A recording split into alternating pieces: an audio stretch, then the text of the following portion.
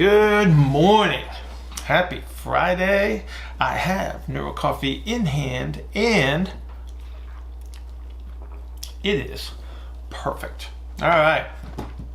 Friday, we are wrapping up another busy week. Got lots of calls this morning, so very excited about that.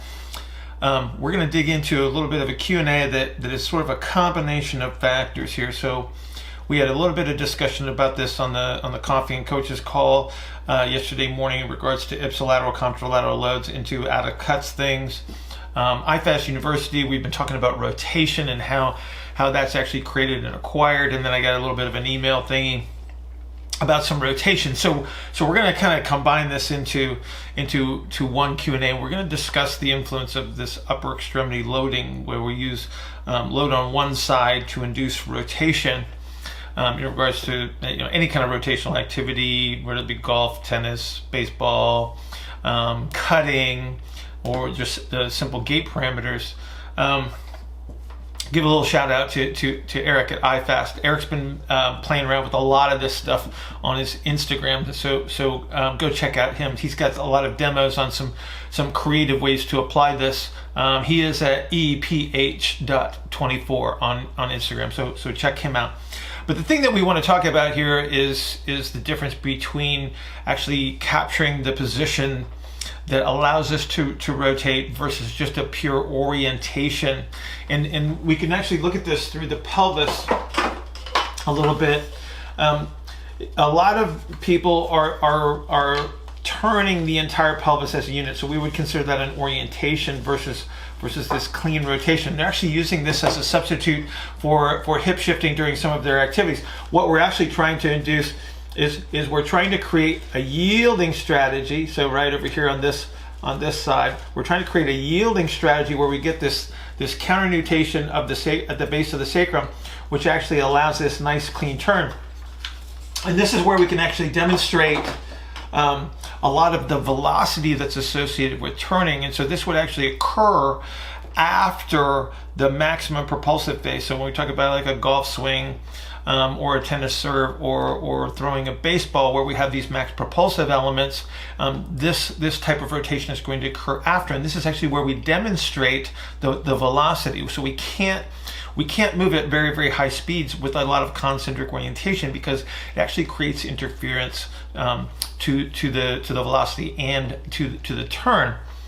When we talk about an ipsilateral load, so we're loading through the upper extremity, so for like a split squat or a Camperini deadlift or any kind of actually upper extremity load, an ipsilateral load, so a load on one side. So if I'm talking about my right side load, so we're going to say that's the ipsilateral side. What is that? That's going to do, it's going to induce a posterior compressive strategy on that side. So if I'm right hand load, so let's just say I'm doing a suitcase carry with my right hand, I'm going to see a lot of posterior compressive strategy on that side. The load is instantaneous, and so I'm also going to see an overcoming action on that right side. The cool thing is that when I get this right-sided posterior compression, I'm going to get an anterior expansion, and so this is why we see the restoration of internal rotation on the sides of our carries,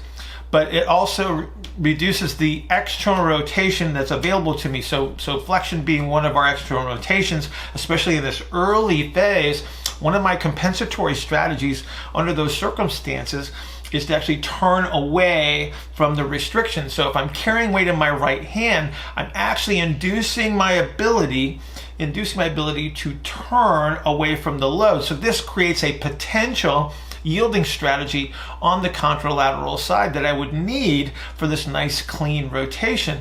And so we use words like facilitates and potential and induces intentionally here, because the load is going to provide us an opportunity for this rotation to occur, but it doesn't guarantee it.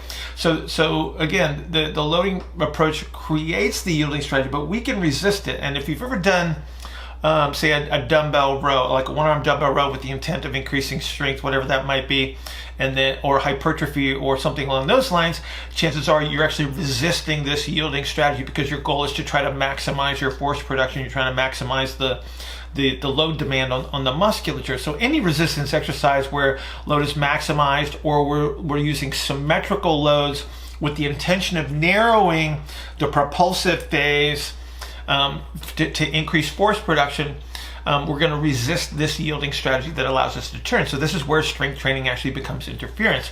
So this thing is not as black and white as people would make it out to be. I can't just say that, oh, if you put your weight on this side, this is going to happen.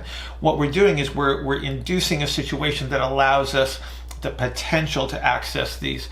And so one of the things that we have to consider is that when the goal is to restore movement or enhance movement, the load can actually be interference. And so this means that there might be situations where we need to manipulate gravity. So one of the ways that we can manipulate gravity is to use pulling motions from above. So like a cable chop activity where we're pulling weight down is actually a reduction in the demands of gravity. In other cases, we have to take people all the way down to the floor, where we might have to put them inside lying and then progress them to half kneeling, and then finally up to split stance, because they just don't know how to manage gravity as well. So there's a lot of potential interference here, but the thing that we want to understand is that the goal is to induce the potential, or to make things easier, or to facilitate the ability to make these turns with the loading through the extremities. So when we talk about the strategy, the most common errors that we're going to see, as I've already mentioned a little bit, is too much load.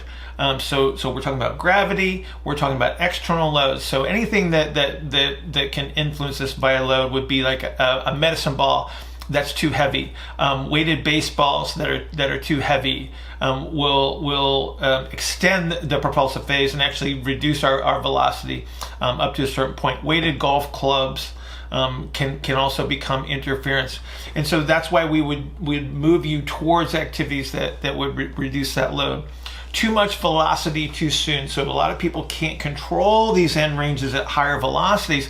And so what they end up doing is they end up expanding their max propulsive strategies. So they use too much concentric orientation. They actually reduce the velocity in an attempt to control it. And again, that becomes interference to rotation. So we get this orientation where the entire system is turning as a unit versus getting this relative motion through the pelvis and through the thorax that we want to actually produce this nice, clean, smooth, and efficient rotation.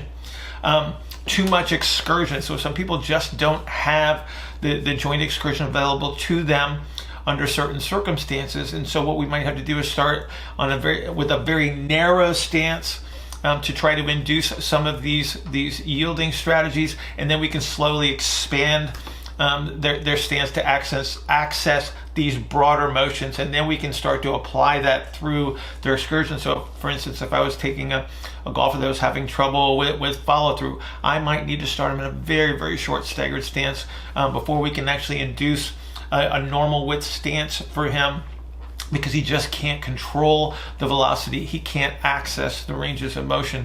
So I hope that gives you a little bit of food for thought. Maybe stimulates a few more questions. So if you're on IFAST University, please ask more questions about this. If you're not, why aren't you? And then you can always ask me a question at askbillhartman@gmail.com, askbillhartman@gmail.com. Everybody have a terrific weekend, and I will see you next week.